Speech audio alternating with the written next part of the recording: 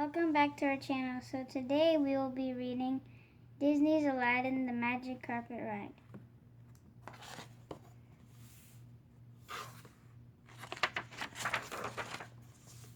Long ago, across the sea, there lived a poor but worthy youth. Aladdin was his name. Aladdin had no silver, he had no gold, but he had four things money could not buy: a magic carpet, a magic lamp, a faithful friend named Abu, and a genie who would grant him three wishes.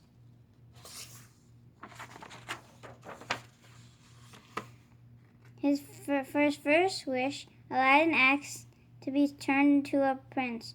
Then he could woo the Sultan of Agrabah's lovely daughter by royal decree. Princess Jasmine could only marry a prince. With a puff of smoke and a snap of his fingers, the genies transformed Aladdin into Prince Ali Ababa. Then with another snap, he turned Aladdin's friend Abu the monkey into Abu the elephant.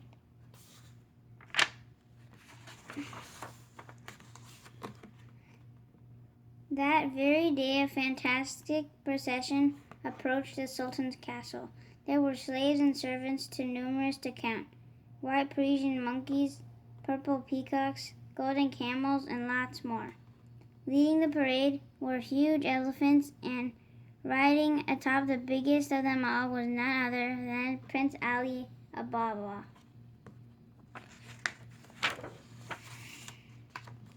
Aladdin found the Sultan and his royal visitor in the throne room.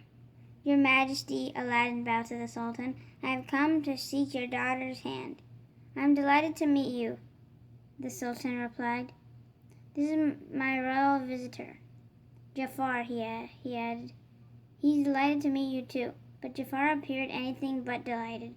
He wanted to marry the princess himself. The Sultan stared at Aladdin's magic carpet, ignoring Jafar completely. "What a remarkable device!" he cried. "I didn't suppose Of course," said Aladdin, taking the royal hint and inviting the Sultan to hop aboard. While Jafar fumed, the Sultan took a spin around the room. His Majesty wasn't much of a pilot, but with a little help from the carpet, he was delighted to perform a few loop-the-loops before coming in for a bumpy landing. As soon as the Sultan was back on the ground, Jafar urged to send Aladdin away. "This boy is not worthy of the princess," Jafar insisted. "Just let her meet me," Aladdin begged the Sultan. "I'll win your daughter." Princess Jasmine had overheard the conversation. Suddenly she burst into the throne room. "How dare you?" she cried angrily, sitting around. "Deciding my future? I'm not some kind of prize." With that, she flounced out of the room. That night, Aladdin approached the genie. "I need your help," said the lovesick young man. "Tell me what to do to win Jasmine's heart." But when the genie advised him to be himself, Aladdin protested. "That's the last thing I want to eat." Aladdin was sure the genie was wrong. "If Jasmine knew I was really poor," he said, "she'd laugh at me." Before the genie could say another word, Aladdin put on his turban, climbed aboard the carpet, and flew off to see the princess. Just a moment later, Aladdin landed on the balcony outside Jasmine's room. The princess and her pet tiger, Raja, came out to investigate. "What are you doing here?" Jasmine demanded when she saw Prince Ali shrouded in the dark. Silhouetted in the dark. "Leave me alone," she said. Just as Raja batted the turban off Aladdin's head, Aladdin quickly grabbed it. "Wait a minute," said Jasmine, staring at Aladdin's eyes. "Without the turban, you remind me of a boy I met in the marketplace."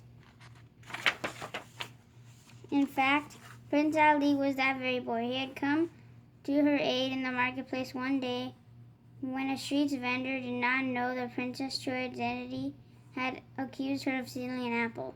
Jasmine remembered liking the darling young man she had met. "The marketplace," Aladdin sneered. "Ha, I have servants who go to the marketplace for me. I have servants who go to the marketplace for my servants."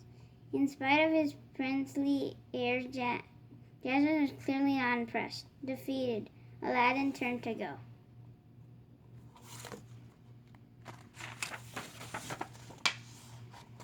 He stepped off the balcony, seeming right into space.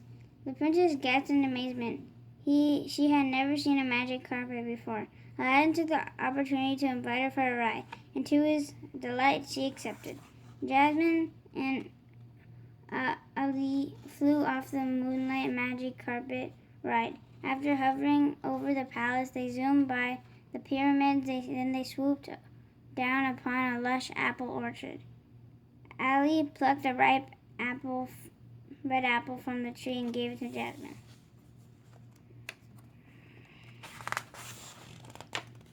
At last, the carpet landed gently on a dark rooftop. Jasmine and Aladdin gazed down upon the street festival lit up by fabulous fireworks. As Jasmine bit into the apple that Prince Ali had given her, she suddenly remembered another apple and the poor lad who rescued her in the marketplace. Just as she knew without question that Prince Ali and Aladdin were the same person, she said nothing to Aladdin, but Jasmine felt her heart begin to melt.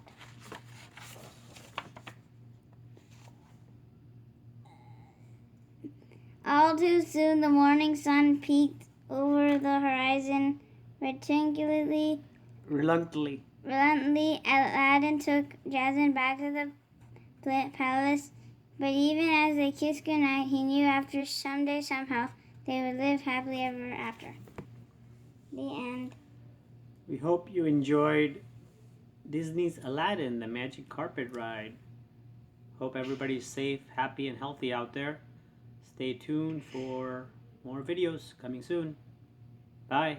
Bye.